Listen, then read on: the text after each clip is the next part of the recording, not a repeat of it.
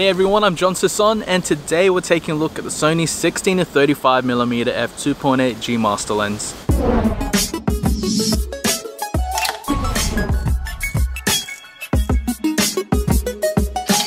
This video is brought to you by Squarespace. Whether you need a website, online store, or a domain, make it with Squarespace. Before I use this company, there are a bunch of other platforms that I use to show off my blog and my photos, but none of them were as easy to use compared to Squarespace. So head over to squarespace.com for a free trial, and when you're ready to launch, head over to squarespace.com/JohnSison for a 10% discount off your first purchase of a website or a domain. Now back to the video. The 16-35mm is Sony's top-of-the-range wide-angle lens designed for full-frame cameras, but can also be used on crop sensor cameras like the A6500.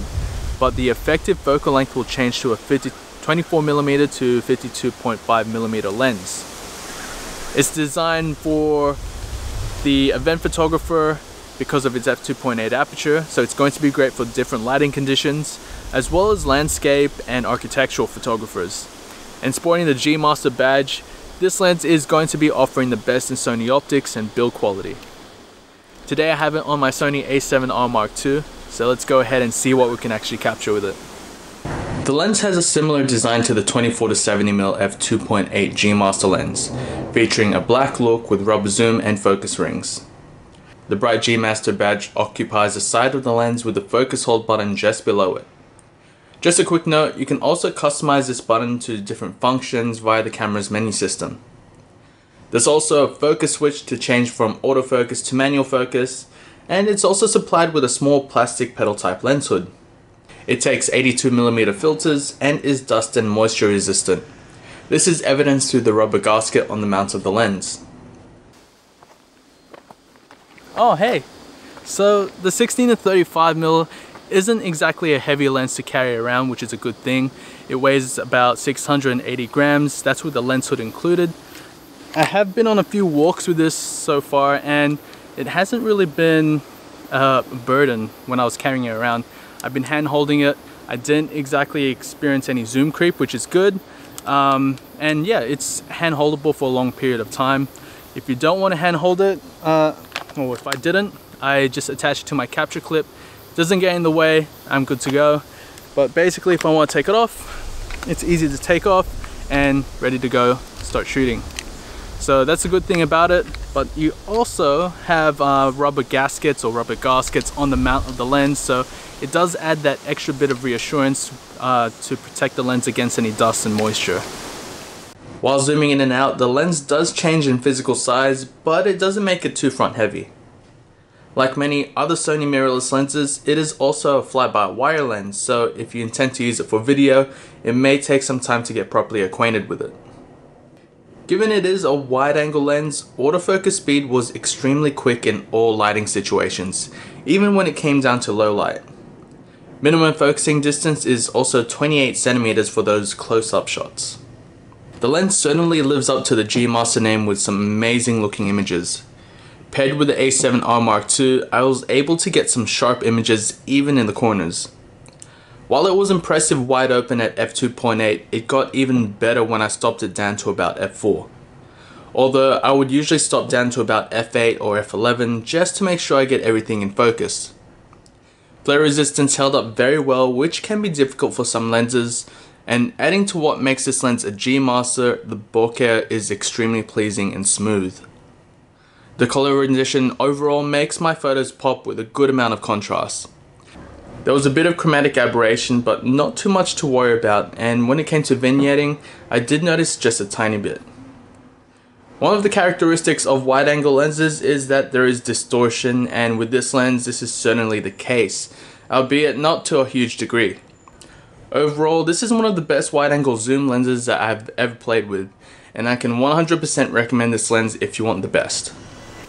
The Sony 16-35mm f2.8 is a lens well deserved of the G Master label. It sports a high quality build, and in terms of optics, it delivers very sharp images. I found the best performance within the 16 to 24mm range. It was great in the corners as well, with the centers being top-notch perfect.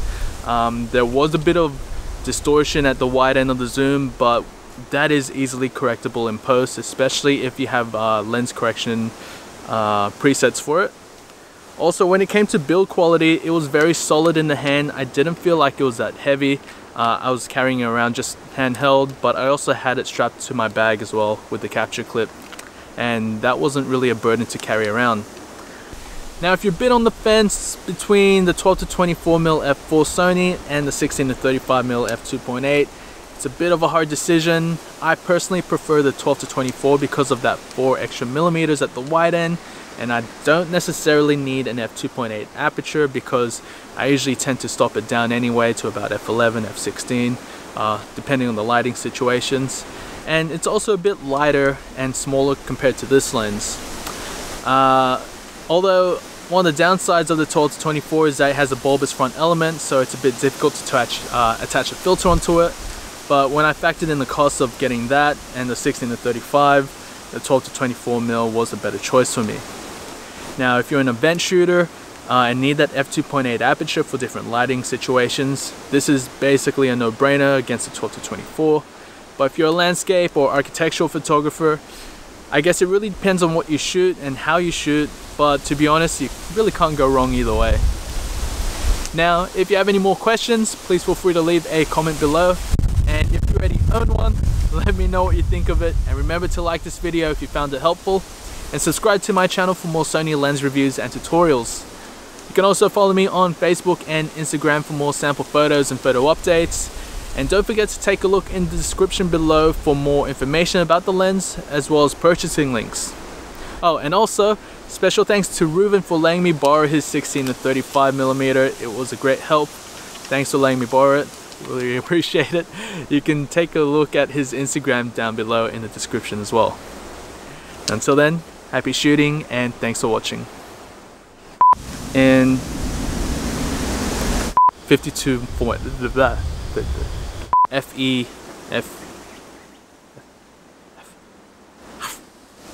is there, yeah, a bit oh.